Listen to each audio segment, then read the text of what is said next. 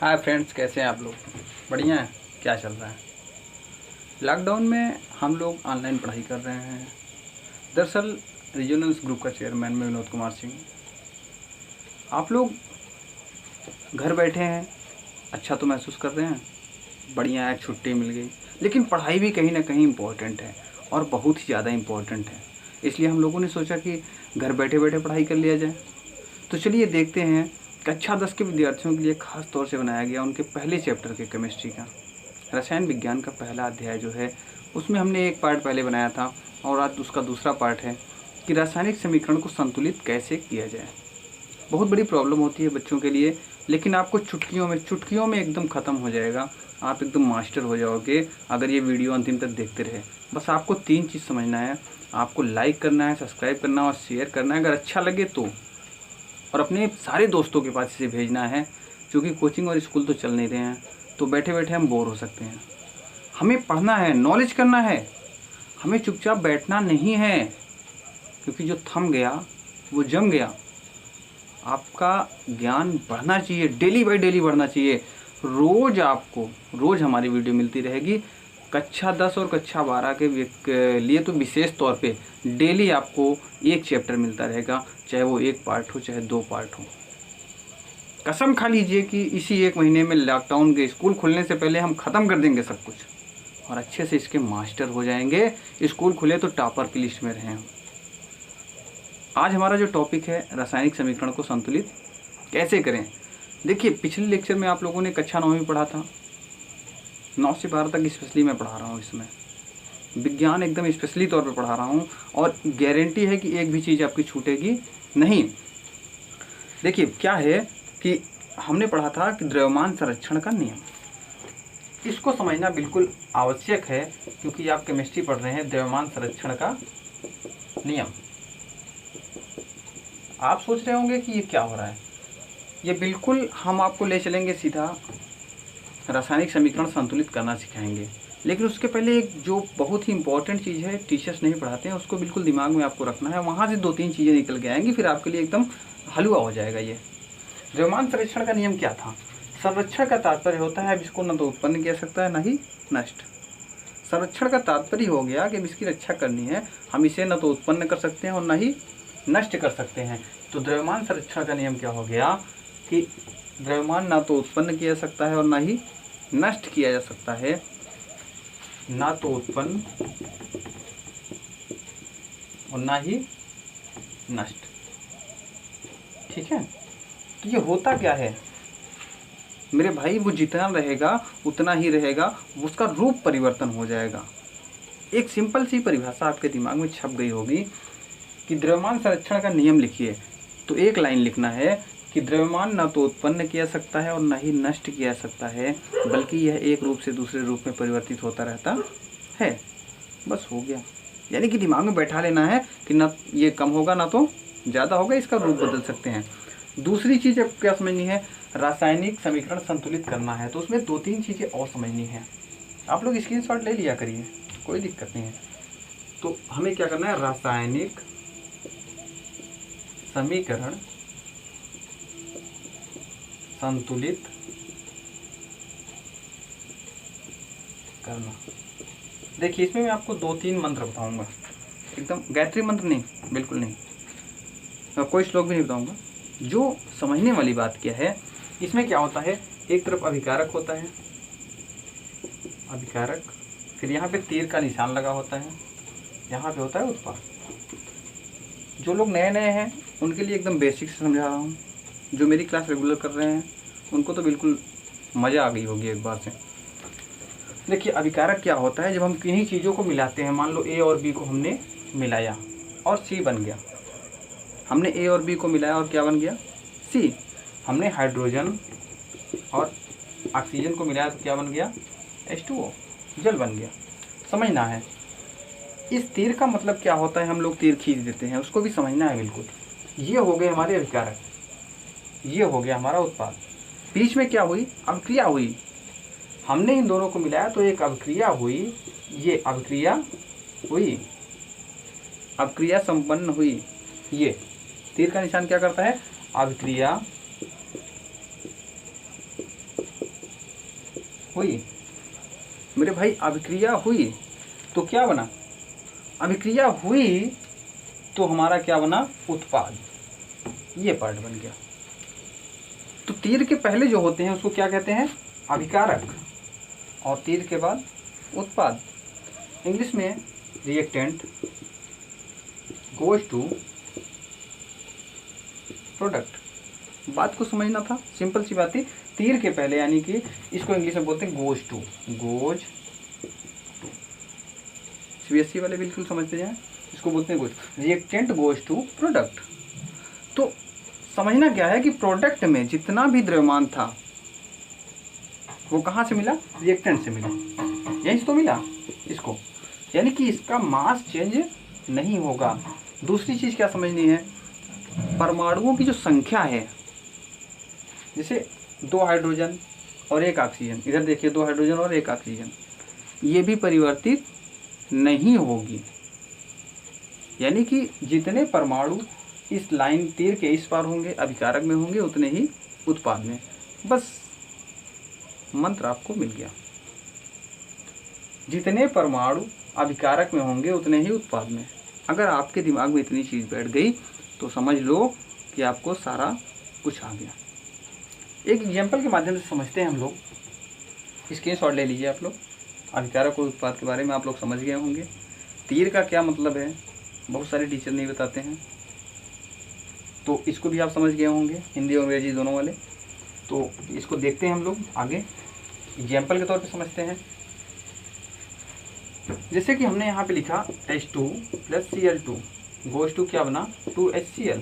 यहाँ पे एक चीज़ समझनी है, इधर हाइड्रोजन संख्या कितनी थी, 2, क्लोरीन संख्या 2, और यहाँ पे हाइड्रोजन कितना है, 2, और जैसे हम लोग लिखते हैं 2AB, तो इसका मतलब होता है 2A और 2B। दो चीज़ें समझनी है, तो 2A और 2B, ठीक है। तो 2A और 2B, तो क्या करना है कि ये हो गया 2A और ये हो गया 2B, इसी तरह 2H और 2Cl, 2 हाइड्रोजन और 2 क्लोरीन हो गए। बात समझ में आ गई। तीर के पहले भी संख्या वही है, तीर के बाद भी संख्या वही है। दूसरी चीज़, दूसरा मंत्र जो है उसको आप समझिएगा। जैसे कि हमको दे दिया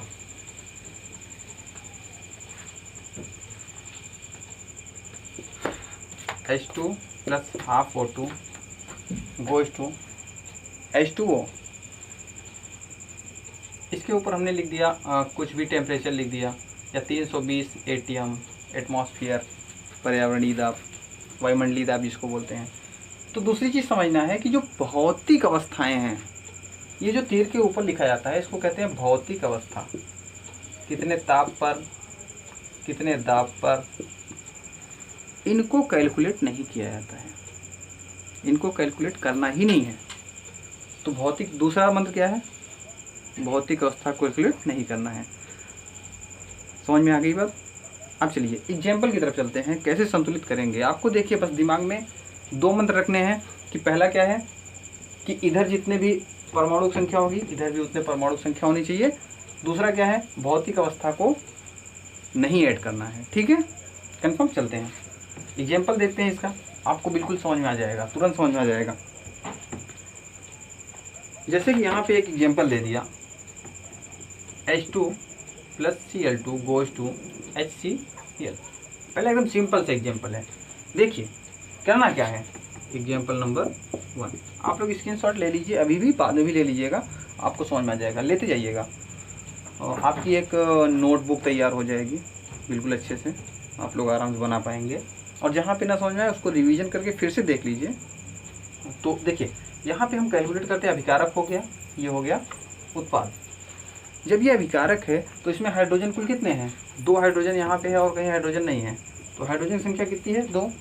क्लोरीन संख्या कितनी है, क्लोरीन भी हो गया 2, तो 2 हाइड्रोजन और 2 क्लोरीन। इधर हम देख रहे हैं तो क्या है, हाइड्रोजन संख्या 1, क्लोरीन संख्या 1।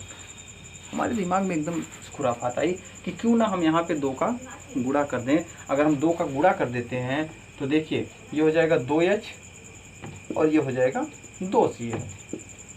हो गया भैया हमारा सवाल ख़त्म। देखिए 2 हाइड्रोजन इधर, 2 हाइड्रोजन इधर, 2 क्लोरीन इधर, 2 क्लोरीन इधर, यानी कि समीकरण संतुलित हो गया। बस इतना ही करना होता है, ज़्यादा दिमाग नहीं लगाना होता। ठीक है, बात समझ में आ गई ना। अभिकारक के परमाणु संख्या उत्पाद के परमाणु संख्या हमने बराबर कर दी। बस दूसरा एग्जाम्पल लेते हैं, एग्जाम्पल नंबर 2 देख लेते हैं हम लोग। क्या करना है, इसने दिया है, आपकी बुक में दिया है, ठीक है, आपकी बुक में दिया है Fe plus H2O, Fe plus H2O goes to, इसने क्या दिया, इसने गोज टू दे दिया Fe3O4 प्लस H2। देखिए दिमाग पे 1% लोड नहीं लेना है, ठीक है, एकदम सिंपल सा हो जाएगा। इधर क्या है, अभिकारक है भैया, अभिकारक को कैलकुलेट करते हैं। आयरन कितना है, 1 है, आयरन केवल अकेला है और कहीं नहीं है, तीर के पहले। हाइड्रोजन कितना है, हाइड्रोजन 2 है। ऑक्सीजन कितना है भैया, 1 है, ठीक है। इधर कैलकुलेट करते हैं, आयरन कितना है, 3 है और कहीं नहीं है। ऑक्सीजन कितना है, 4 है। हाइड्रोजन कितना है, 2 है। मेरे भाई सबको पता है, अगर यहाँ पे 3 आयरन है, ठीक है, यहाँ पे 3 से अगर मल्टीप्लाई करते तो 3 आयरन हो जाएगा, ये खत्म, ठीक है। ऑक्सीजन की संख्या यहाँ पे कितनी है भैया, ऑक्सीजन की संख्या यहाँ पे 4 है और यहाँ पे 1 है। 4 इधर है और 1 इधर है। ऑक्सीजन यहाँ पे कहाँ है, यहाँ पे। अगर हम यहाँ पे 4 का गुणा कर लें तो 4 ऑक्सीजन हो जाएगा भैया, लेकिन हाइड्रोजन संख्या 4 दूनी 8 हो गई। ऑक्सीजन तो हमारा कंप्लीट हो गया, 4 ऑक्सीजन इधर से, लेकिन हाइड्रोजन की संख्या 4 दूनी 8 हो गई मेरे भाई, 8 हो गई। यहाँ पे क्या है, 2, अगर यहाँ पे 4 का गुणा कर दे तो 8 हो गई क्या। देखिए ऑक्सीजन इधर कितना हो गया, ऑक्सीजन 4 हो गया, इधर 4 हो गया, इधर ये हाइड्रोजन 8 हो गया, इधर हाइड्रोजन 8 हो गया, खत्म। फिर से एक बार समझ लेते हैं, क्या कर लिया हमने, क्या किया, इसको 3 से गुणा कर लिया क्योंकि यहाँ पे 3 था तो 3 Fe हो गया। ऑक्सीजन को कैलकुलेट करने के लिए 4 था, यहाँ 1 था, तो हमने इसमें 4 का गुणा कर लिया, ऑक्सीजन बराबर हो गया मेरे भाई।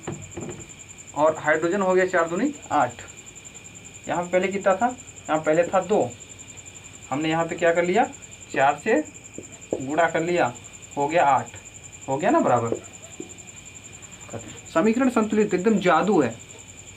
चलें दूसरा देखें, दूसरा एग्जांपल आपके लिए लेके आते हैं हम लोग।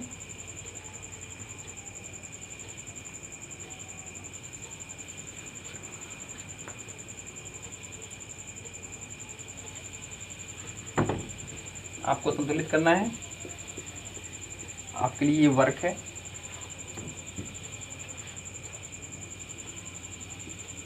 Na2SO3 plus BaSO4 goes to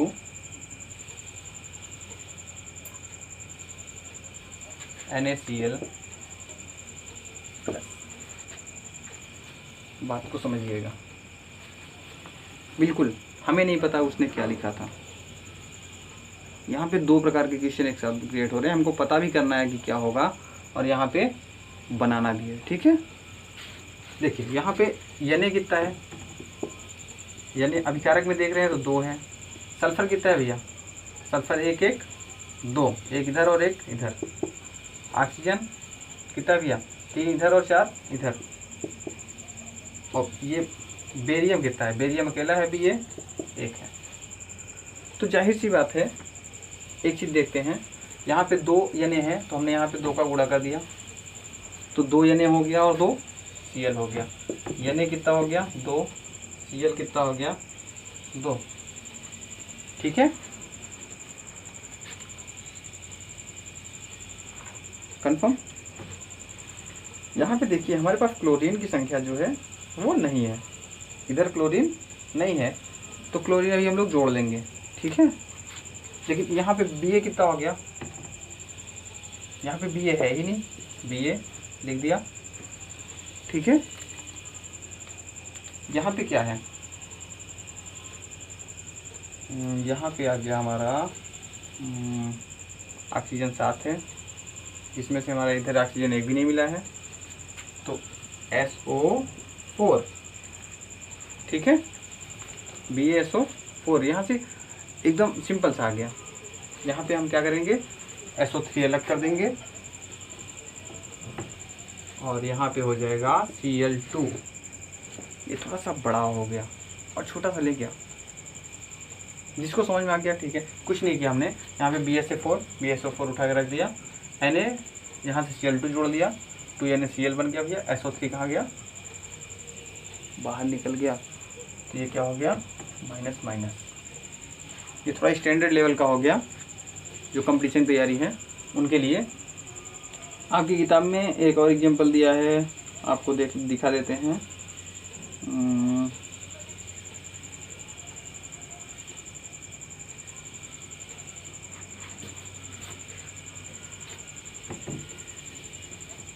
देख लीजिए, बहुत सिंपल था।